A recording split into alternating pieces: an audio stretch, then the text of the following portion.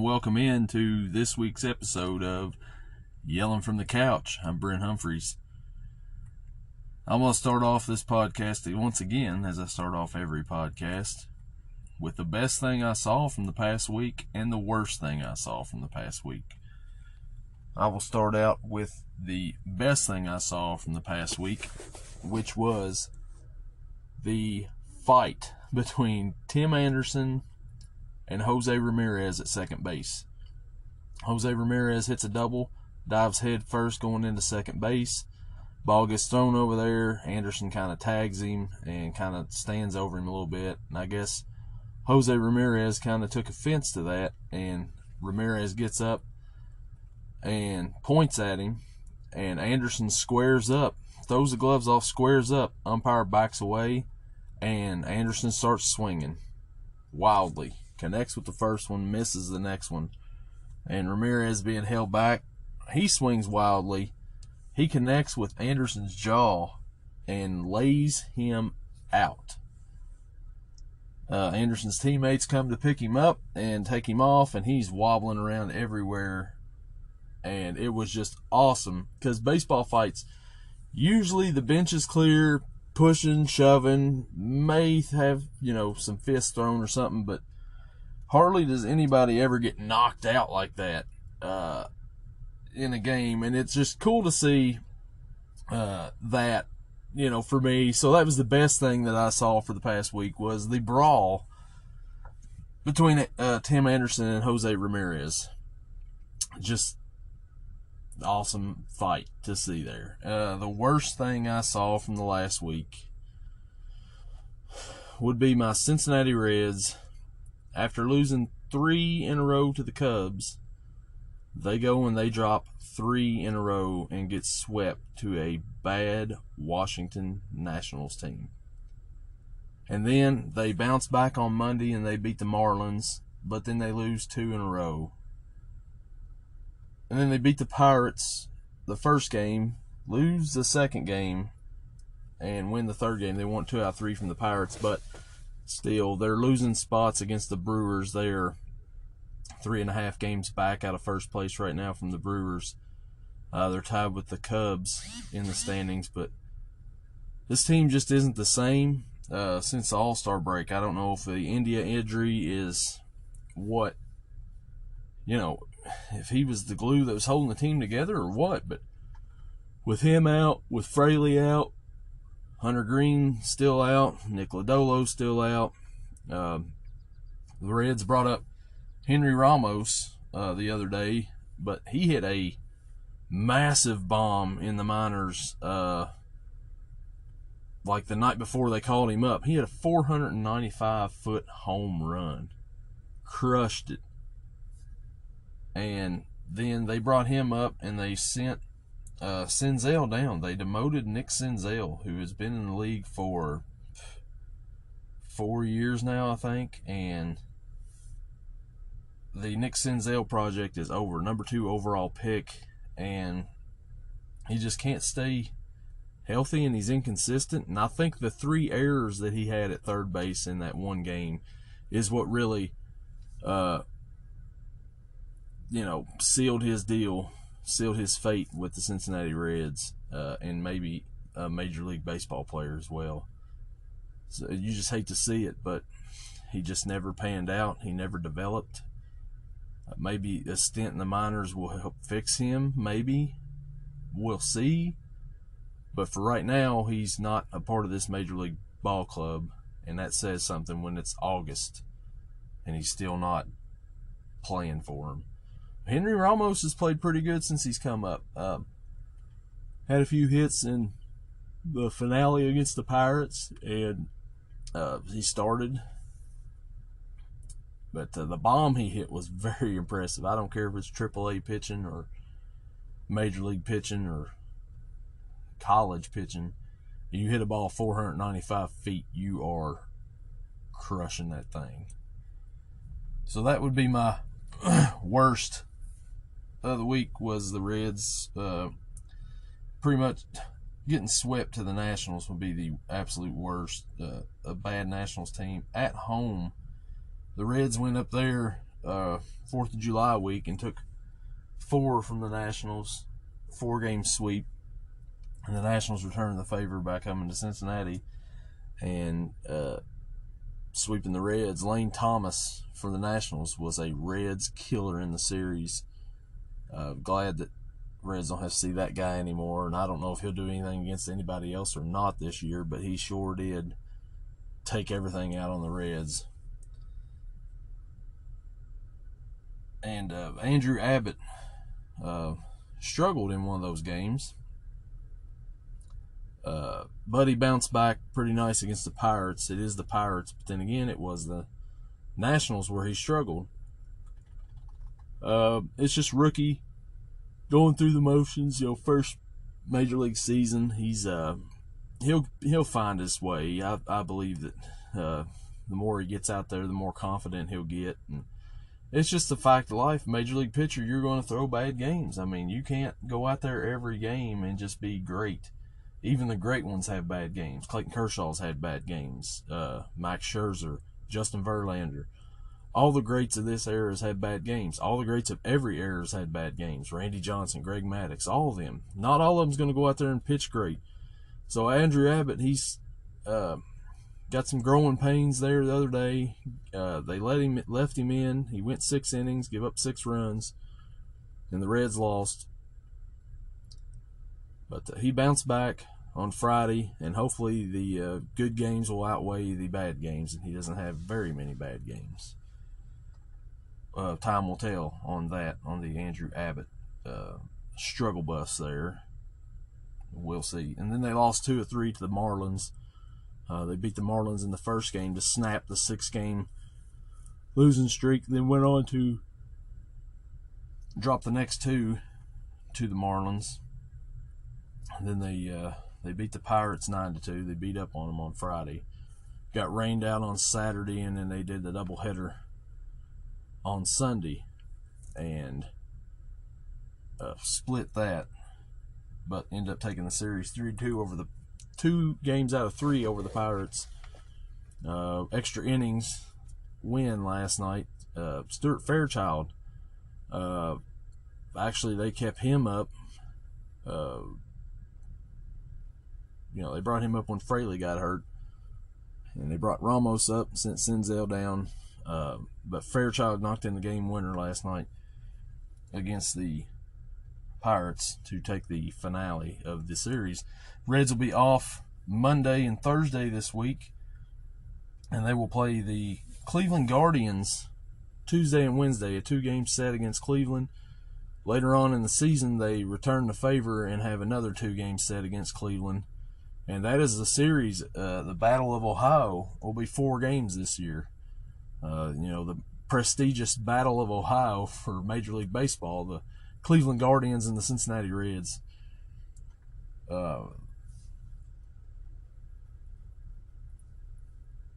That's a huge rivalry there. Not, just kidding a little bit.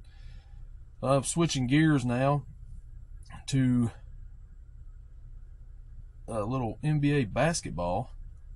Former Kentucky Wildcat Anthony Davis signed a 3-year, $186 million extension to stay with the Lakers. That is a lot of money. Anthony Davis, I mean, is he worth it? I don't know. He's hurt an awful lot. They got 1 title with him and LeBron, the bubble championship. A lot of people don't count that as a title, but it's still a championship. It goes down in the record books as a championship. And Anthony Davis has the potential, if he stays healthy, to be a megastar. And he's a superstar now, but he just can't stay healthy. He's always dressed out and everything, but he's going to get paid. Now, he's got the pay, coming his way now. There's no doubt about that. With $186 million over 3 years, that is like $62 million a year. he's going to get paid like $1 million a game pretty much because the way he's playing. I mean, there's 82 games in the season. He always sets out quite a bit. And it's 62. I mean, he's going to get paid $1 million per game. That is absolutely insane. But Lakers thought he was worth it. Lakers paid it. We'll see if it pans out for him. I hope it does. I'm a big Anthony Davis fan. You know, he led Kentucky to the national championship in 2012. So I'm always going to pull for him. I'm always going to have a little soft spot for Anthony Davis there. So if he, gets this contract, good for him. Good for Anthony Davis. Just hope he lives up to the hype for the Lakers. So that's your NBA news for the week / Kentucky Wildcat news. Kentucky did add a big guy, 7'2" Croatian. I'm not sure his name. I'm not even going to try to pronounce his name. But they added him for this upcoming season, and that gives some depth for the big man, especially where Ugonna is out with foot injury. Aaron Bradshaw is out with foot injury.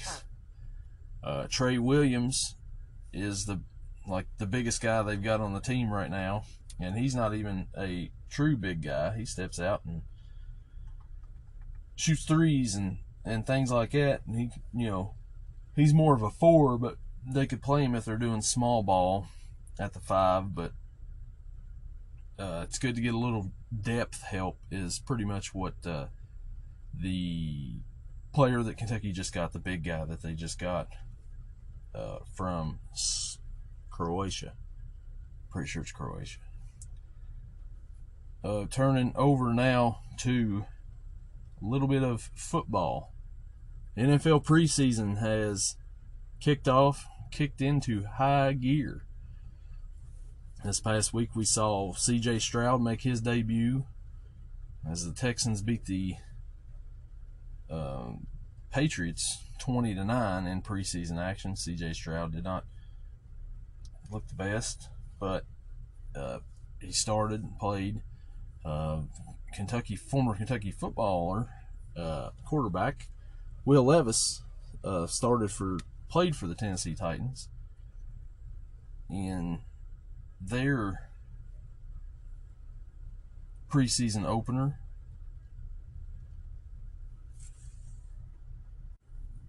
He went 9 for 14, 85 yards. He threw a pick.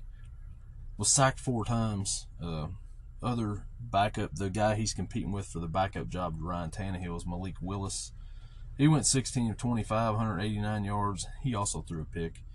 The Bears ended up beating the Titans 23-17. Justin Fields went 3 for 3, 129 yards, 2 touchdowns, and no picks in limited action for the Bears in that game. But that was Levis's first introduction to the NFL.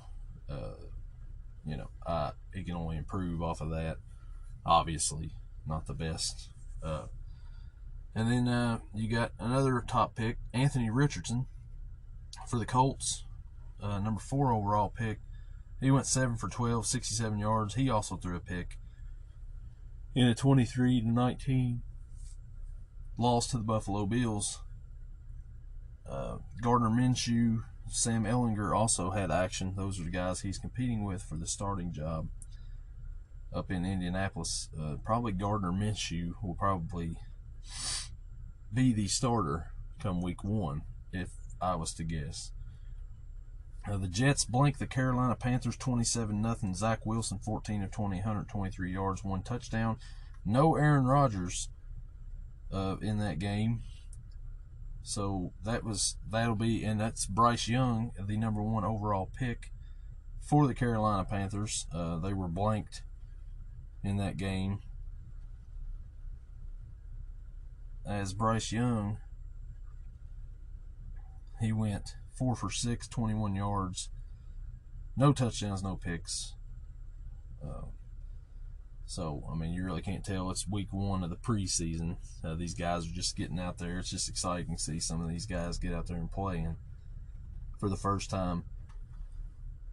Your and my Cincinnati Bengals played Friday night against the Green Bay Packers at Paycor Stadium, and the Packers beat the Bengals 36-19. Packers quarterback Jordan Love, 7 of 10, 46 yards, 1 touchdown. Sean Clifford, former Penn State quarterback, 20 of 26, 208 yards, 1 touchdown, 2 picks. Green Bay played a few more of their starters than the Bengals did. A.J. Dillon, 2 rushes, 14 yards. Romeo Doubs, 2 catches, 21 yards. Christian Watson, 2 catches, 6 yards. Aaron Jones, 1 catch, 6 yards. So they had a few more starters playing than the Bengals. Carrington Valentine, former UK defensive back, 4 tackles for the game. He also had a pick for 17 yards. On Cincinnati's side of the ball, none of the big guys played. Jake Browning started the game. He went 10 of 17, 95 yards, 1 pick. Trevor Siemian, 15 of 28, 121 yards, 1 pick, no touchdowns. Captain America Chris Evans, 7 rushes, 49 yards. Rookie Chase Brown, 8 carries for 12 yards. Brown also had 33 yards receiving. Trenton Irwin, 1 catch for 32 yards. Charlie Jones, he was drafted this year from Purdue in the later rounds for the Bengals, 2 catches for 11 yards. On defense, they did have a pick 6, the Bengals did, and that would be Tyson Anderson. He had 2 picks, 1 went for a touchdown. Kick returns, Shedrick Jackson, 3 for 65. Chris Evans had 1 for 28. Lassiter, 2 for 49. Punt returns, Trent Taylor, 1 for 14. Evan McPherson went 4 for 4 on field goals, long of 51. Punting, Brad Robbins, 5 punts for 224 yards. As the Bengals fall in the preseason opener to the Green Bay Packers, 36-19. No Joe Burrow, no Jamar Chase, no T. Higgins, no Tyler Boyd, no Joe Mixon. Burrow, I expect, probably will not play preseason once again this year. I would like for them to get Chase, Higgins, Boyd, Mixon, all those guys a little bit of reps sometime this preseason.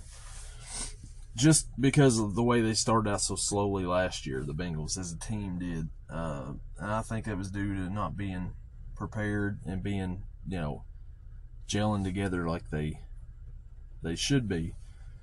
The next game the Bengals play will be Friday night against the Atlanta Falcons.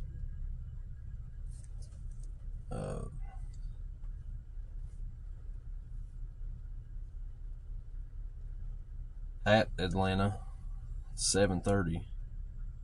And then their wrap-up preseason Saturday, the 26th, against the Washington Commanders at Washington. Before starting the regular season, September the 10th, at Cleveland, 1 o'clock on CBS.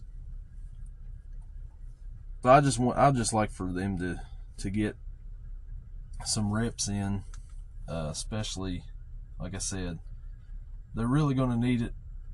Jamar Chase has said that he hopes Joe Burrow does not play, sits out the first couple of games for the season. I don't like that idea.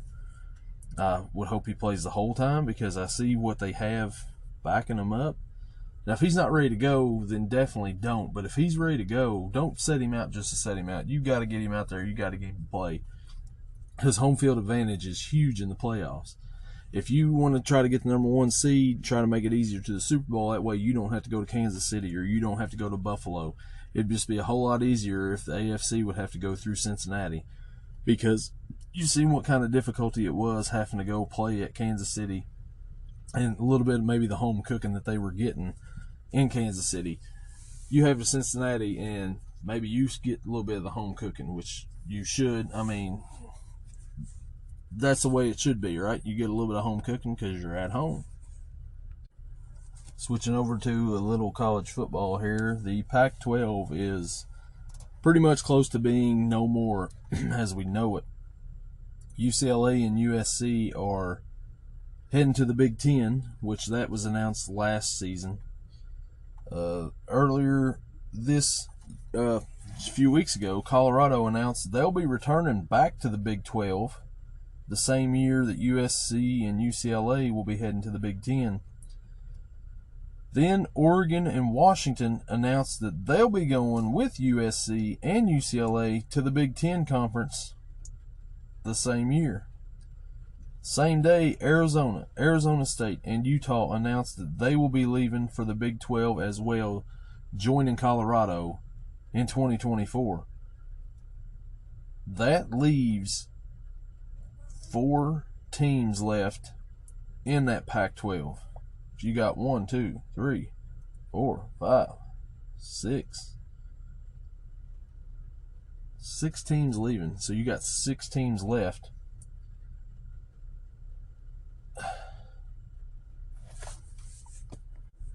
It leaves Cal, Oregon State, Stanford, and Washington State as the teams that will be left after 2024. They need to get out as soon as possible. I mean, because you're not going to be able to. Who are you going to add? San Diego State, and that's going to be a watered down conference. It's going to be less than. San Diego State did make a run in the basketball championship this last year, but they don't. I mean, they're decent in football, but it's not a powerhouse. It's not the big name that you associate with that. And the names that's left, I mean, Cal. Who really wants Cal? And what have they done in anything for a long time? They had Aaron Rodgers 20 years ago, Marshawn Lynch, but did they do anything with those guys? No. Oregon State. What have they done in either sport lately? Nothing. They don't bring a whole lot to the table. Stanford, you had Andrew Luck a decade ago. Had a decent team. But are you known for your basketball and football, which is pretty much what you're moving for? Those are the big needle movers, football and basketball, football to most. Nobody's going to want Stanford. If they want them, it's for the academic reasons and because they win the Director's Cup every year. Washington State. Washington State. What else is there to say about Washington State? It's Washington State. Nothing. Washington is the prize there in that state. And it's not in basketball. Gonzaga is the best team in Washington. So those 4 teams, I don't know what you do with those. If they go and try to join the Mountain West, or if the Pac-12 tries to stay alive and adds in some more schools or whatnot, but the Pac-12 as we know it is officially gone. It would not be a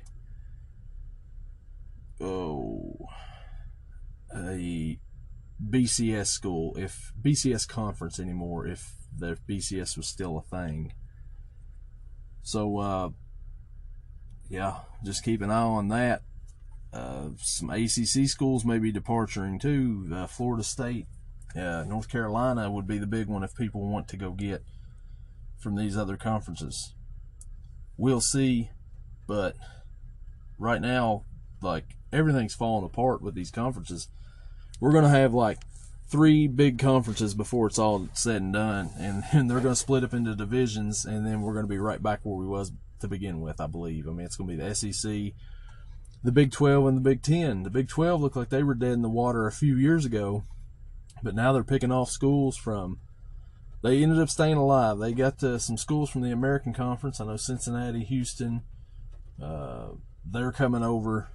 Central Florida, I think, coming over to the Big 12 Conference starting this season. And then they lost Oklahoma and Texas, but then they went off and they picked off those schools, those 4 schools from the Pac-12, and they're staying alive, and they're thriving now. And the Pac-12 is a dying breed. ACC, I'm not sure what they'll do. I'm not sure if they'll stay there. Notre Dame is independent in football. If you can grab them, that would be a huge get for whatever conference ends up getting Notre Dame, because they're independent in football, they're ACC in basketball. But if say the Big Ten ended up getting Notre Dame, because it makes sense geographically, but it doesn't matter. Nothing makes sense geographically anymore in this college football, where you got West Coast teams going to the Mid-America, and Rutgers is going to have to travel to UCLA, or UCLA is going to have to travel to Rutgers. Geographics doesn't matter, but it would make sense for Notre Dame to join the Big Ten. But if they join the SEC, that would be a big get for the SEC right there for football. We'll see how that all shakes out, but we'll check you out next week here on the next episode of Yelling from the Couch. We won't check you out on this episode because this episode is finished. Y'all have a good one, and we'll see you on the next one.